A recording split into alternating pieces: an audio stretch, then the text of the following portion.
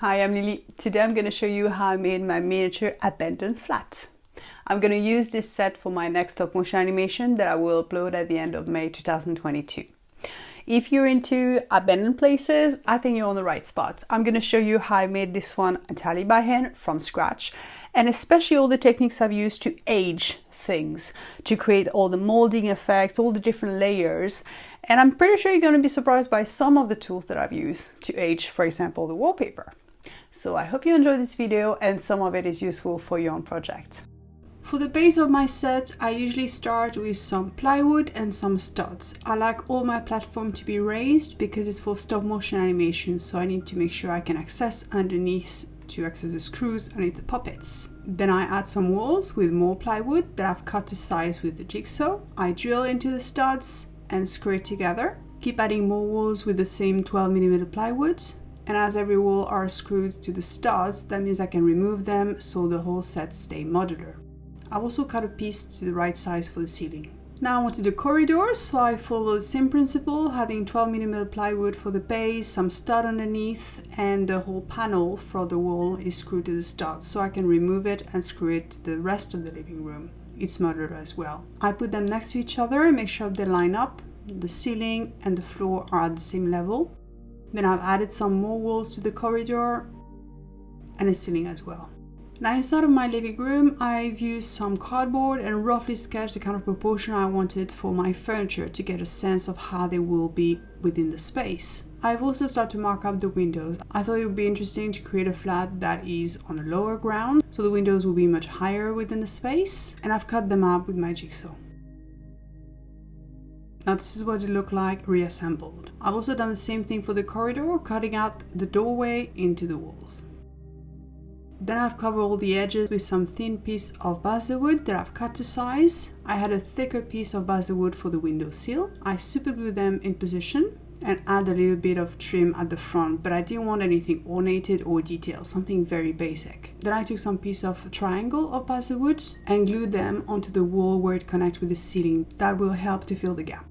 Now let's tackle the staircase. I made a little sketch on a piece of graphic paper and used some foam board to cut it into it. So I just place my template onto the foam, outline it with a permanent marker, and use a Stanley knife to cut it out. And I cut 2 pieces of it. Then I can start assembling the staircase using the hot glue gun.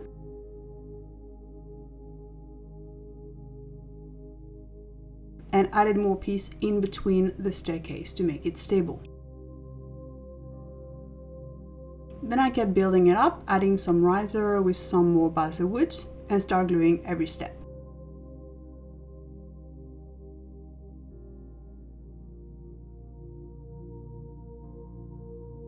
On the side I've added some glue and add a piece of basswood to create the close trim. I've done this on both sides. And if you have a bit of gap here, you can just use some wood filler and let it set and sand it down. Now I kept working for every doorway using some basswood to cover all the edges and add a bit of trim in front of it. Then I glued my staircase in position and start to work on the flooring. For that, I first aged some basswood using a screwdriver. You can use a sculpting tool or anything like that. That's going to create some dents into the woods. And once it's aged, I can cut it into size with a Stanley knife. Then I apply some PVA. Mine is clear PVA, but any PVA will do, and start placing my floorboard. I've added some skirting on each side as well. And then I separate the floor, add some heavy books and leave it to dry overnight with some weight on top of it. I start to prime all the walls with some white gesso and then painting it, because this color is going to be the one that shows through the wallpaper once you age it. It works really well if you had a really odd, weird colors to it, so I thought let's start with ice green. I've also added some other colors with a sponge, but to be honest, it doesn't show too much through the wallpaper, so it might not be necessary to go that far. Now when I come to the ceiling, I've added a few bits of basswood along the cut that I've made because of the staircase going up. And then I wanted to add 3 lights, so I drill into the ceiling to be able to pass the light through. I've used some washer that I thought is going to be perfect to have the most basic ceiling rose, and I super glue them in place. and then I primed the whole thing with white gesso. I've done the same with the living room ceiling, drill into it, add a little washer that I made with basswood this time, and prime and paint the whole thing. Now I went back to my staircase and made a sketch on the graphic paper to mark up where the baluster needs to be exactly on each step. It's worth taking the time to get those measurements right to make sure that the staircase will be right. Then I've cut a few sticks of basswood, I think it was 3mm wide, something like that, and then line it up so I can mark the angle that I need to cut them on with my little Japanese saw. Then I mark a line parallel to the top of the closed string of the staircase, and I use this as a reference point to glue all my baluster and make sure they were actually center for each step. Then I placed my handrail on top of it. It needed a bit more adjustment, so I've used my nail file for it and went back and forth until I had a nice fit. Then I can just add some super glue and stick the handrail, making sure that every baluster is connected to that handrail. Now I need to cut the top of the banister because I had the ceiling coming through at that part, so I just cut it out, glue some more basswood back and make sure I sand it down and everything blend together. Then I start to prime and paint the staircase, initially by protecting the floor, and then I paint the whole thing with acrylic paint. Once I was happy with it, I sealed the whole paint with a clear matte sealer, and then I start aging it. So first I apply some diluted brown acrylic paint and remove the excess with a wet paper towel. Then I've done some dry brushing with the lighter color, and I went against the grains to make sure that all the texture will start to show up. As you can see here, it makes quite a difference. Now while that was drying, I went back to my living room. And I thought this is a lower ground flat, so it would be really charming if I add a soil pipe inside of it. For that, I've cut a piece of basswood, make sure it was fitted nicely. I've also cut some skirting to go all along the room, and I've super glued them in place. Now to hold this soil pipe, I thought I can use some Worbla, my favorite thermoplastic, heat it up and shape it to go all around the pipe, and I've done it a few times. Once I was happy with it, I've started priming the whole panel, painted with 2 coats of this beautiful pink acrylic paint, and then start to work on the wallpaper. I took some basic white paper, cut it to size of the height of my wall, and started to use a sponge to add more shade to it to avoid just the most basic white color.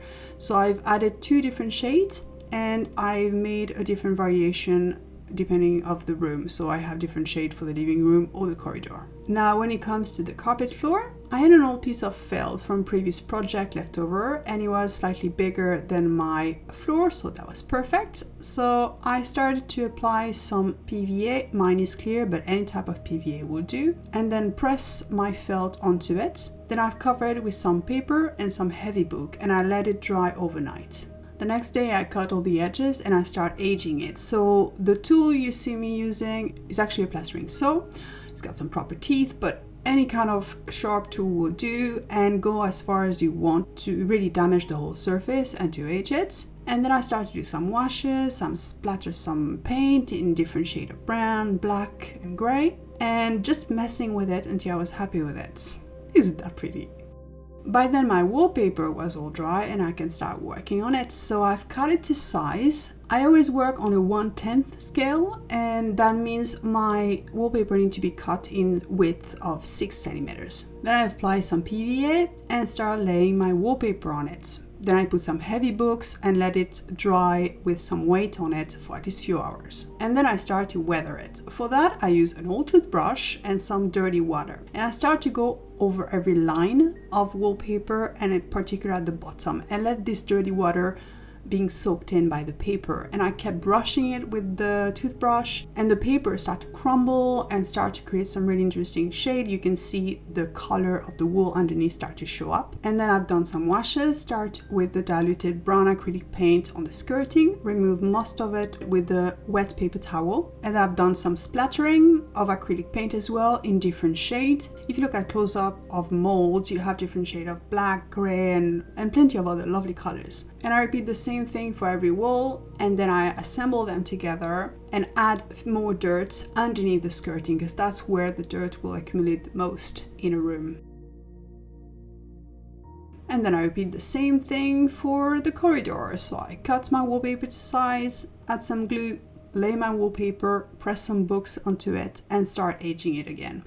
This time I've used a latte color for my dirty water, and I wasn't as impressed, so I probably will go back if I have to do it again on a darker color of water, just because that helps with the whole coloring overall. Just go at it, keep brushing, let the water be soaked by the paper, it really helps. Then I've done my dirty wash with the dark brown and more splattering, more dirtiness throughout. And as you can see, the splattering in particular, it makes really a difference. If you compare it to the initial wallpaper when it's fresh or when it's aged, you can see quite a dramatic difference. Then I assemble all the walls of my corridor and add more dirty wash underneath the skirting where the skirting is touching the floor. And then I just kept going. I've added more of the dripping effect. Let's say there was some leak on the floor above and different kind of black and gray dripping all along the wallpaper.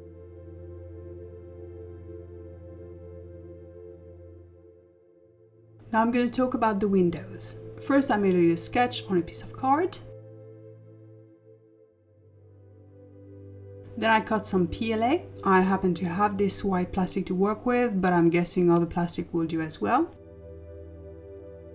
And then I use some clear plastic, bigger than my window, place it on top of it, and start to cut the PLA to match the size of the grills of the window. Now if I super glue the white plastic directly onto the clear plastic, it will start to get some white patches and turn into a mess. So the way I've done it is that I cover my initial sketch with some baking paper, duct tape in place. Then I only took my white plastic and started gluing them to each other first before gluing them to the clear plastic. And because you're doing on the baking paper, once it's assembled and the glue is set, you can slowly take it out and it won't stick to the paper. And then I need less super glue to attach it to the clear plastic, so less risk of the clear plastic turning white. So I took my wall, which had the window opening, turn it around, position my clear plastic, make sure it was a nice fit, add a tiny bit of super glue, and once the super glue was set, I turn it around and use my favorite 3D paint, Pebble Sans Relief, to add the final bead.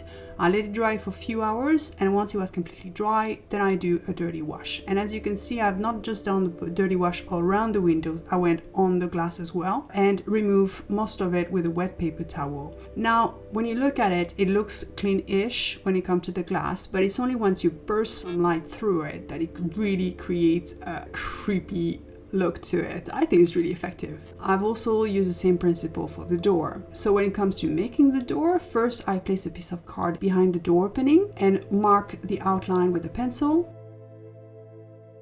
Then I can start marking where my paneling will be, where the opening at the top for the glass will be as well, and cut out some piece of 3mm thick basswood to create the paneling. I've added a piece of duct tape behind the card on the top and the bottom, so when I position my plywood on top of it, it will stick to it. That way it's easier to position my basswood against the cardboard inside of the opening. That also means I can just separate the card from the rest of the plywood to paint it so it's easier. Now for the door handles, I've used some rounded wire, cut it to size, and then use a nail file to round it up. Then I use a plier, small jewelry plier, to curve it. The other elements I've used are tiny eyelets, and then this is what they look like when they're super glued to each other. So then I can super glue them to the door. Add more super glue to attach the door to the plywood. And it should slide in very easily. Then turn it around, add the clear glass panel with a tiny bit of super glue as well. And once the super glue is set, then I start to do all my dirty wash, not just on the paneling, but on the glass panel as well, because I wanted this effect of dirtiness that is very efficient. Now, if you look at this corridor, on the top of the staircase, there is another door, or you need to have something there. So I happened to build another door to be able to fill that space. Done the same thing than before, use a bit of card, a bit of plywood. I've also cut another piece of ply for the second wall. That mainly help to get something stable. And then I painted and aged the same way than everything else. So this little part you can see next to me on the right, it's needed in order to have something there. Otherwise you maybe have a green screen and then you add something later on, but might as well just build the whole thing. Now when it comes to the lighting, I've used some micro LEDs. That's what I use for all my sets. You can find them super cheap and easy on Amazon and eBay. I bought one that was 3 meters for the living room and another one 5 meters for the hallway, I think. So I start with the living room, turn my ceiling upside down, group my little LEDs together and press them through the hole. Then I shape them on the other side so they come out at the same depth, and then put a bit of duct tape at the back. Done the same thing for the corridor, this time with a longer one. I think it was probably 5 meters, maybe it was 3, I'm not sure. And I also taped them in place once they were in the right position. Now to create the lampshade, I've used some clear Worbla to create those little bulbs. For that, I've heat up the Worbla with a heat gun and use my dotting tool, the bigger white ball that I can find. And then once it was warmed up, I just apply it onto the metal ball and stretch it. And while it was still hot, I went all around it with a scalpel and marked the line so it's easier to cut later on.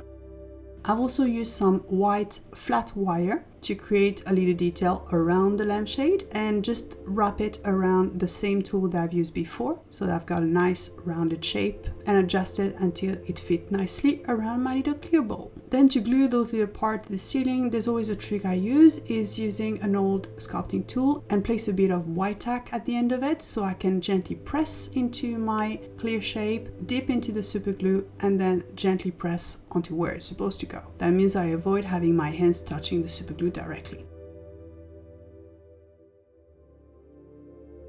And I've used the same thing for the ring that goes around the dome.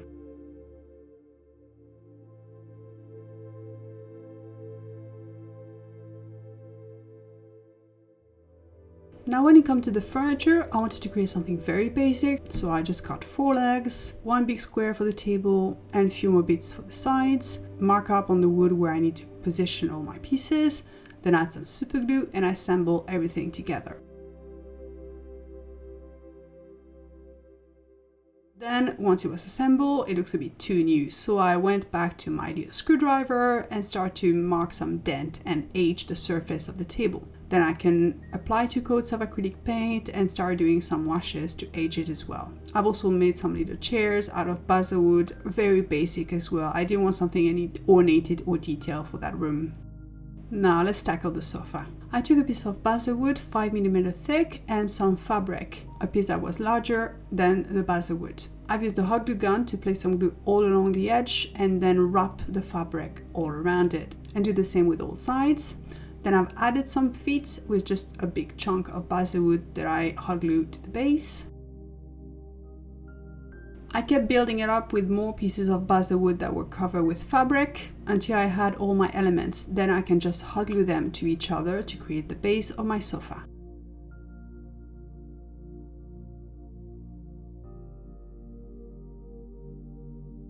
For the cushion, I like to reuse some foam from packaging and cut them to size so I have the cushion to create the base and the back of my sofa. I've cut every edges of the foam to round them up.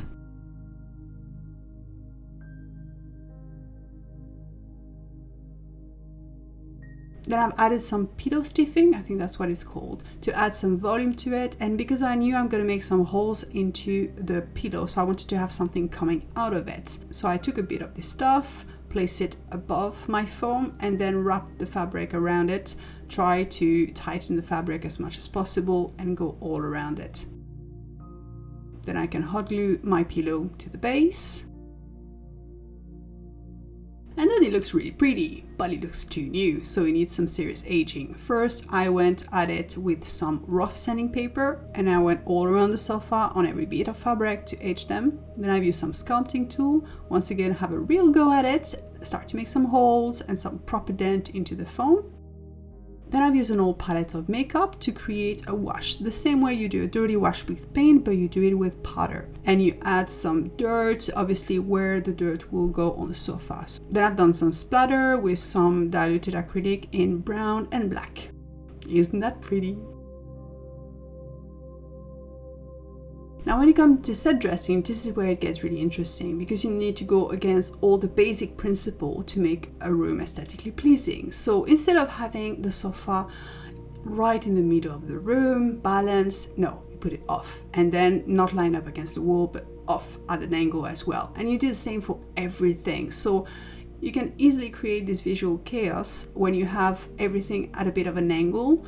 It's unsettling, it looks very weird, but that's perfect because that's the overall effect that you try to create: visual noise, not just with lots of different pieces of furniture and stuff, but just in the way they're positioned. And then it's all about adding more visual noise by little props. So for example, you can easily find some template online of pizza boxes that you print at the right scale, and you fold them down and you age them with some dirty wash. Same for printing some newspaper to the right scale. It's very efficient. I've also made some little boxes. As you see, the pizza boxes, once they are aged, they look really cool. Add more packaging, more stuff, and start to tell the story of who is living there, what happened. All those kind of things help tell the story within the room. Add empty bottles, that's very efficient in terms of storytelling. Add more bits and bobs, empty glasses. I've created a very efficient and super cheap way to create visual noise by folding a piece of paper, tearing into small pieces, make sure they were tightly folded,